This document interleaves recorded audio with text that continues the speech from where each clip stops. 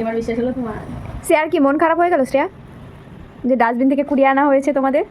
একটু ফর্সা ছিল দেখতে, তাই নিয়ে আসা হয়েছিল। কে জানে বড় হয়ে এরকম হবে দেখতে, তাহলে তো আগে অন্য একটাকে নিয়ে আসতাম। এই হচ্ছে আমাদের দিদি। সত্যি করে ওকে জিজ্ঞেস করো, তোমাকে ডাস্টবিন হ্যাঁ, আনা হয়েছিল হসপিটাল, তোমাকে, আমার ভাইকে। হসপিটালের ডাস্টবিন থেকে, আর ওর ভাইকে তো হসপিটালের ডাস্টবিন।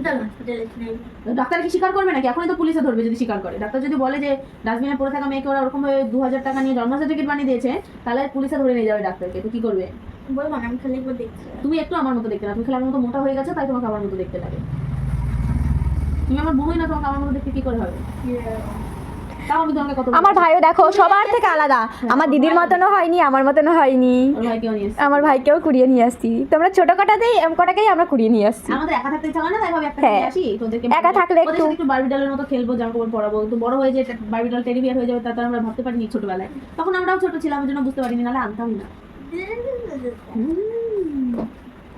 এবার বলো। আমি বলতে চাই কি, আমার দিদিকে আমরা চলে রাখবো না, ফেলে আসতে পারে।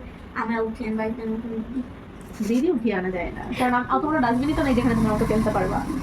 তুমি এইখানে বলতে পারো, ফেলে যাইও। তুমি এইখানে বলতে পারো আরেকটা ভাইকে কুড়িয়ে নিয়ে আসি ডাস্টবিন থেকে, সেটা বলতে পারো। না, আমি আরেকটা দিদি করে আনবো, এটা ভালো হবে। বড়দেরকে আনা যায় না তো। লেহেঙ্গাটা ফেরত নিয়ে আসি, আজকে সকালে বানিয়েছিলাম দেখবি। না না, ফেরত নিয়ে আসি। আমি তো ভালো দিদি না।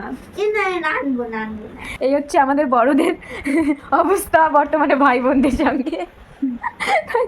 এত সুন্দর ড্রেস বানিয়ে দিলাম, এই ড্রেসটা ফেরত নেওয়া হবে শ্রেয়ার কাছ থেকে।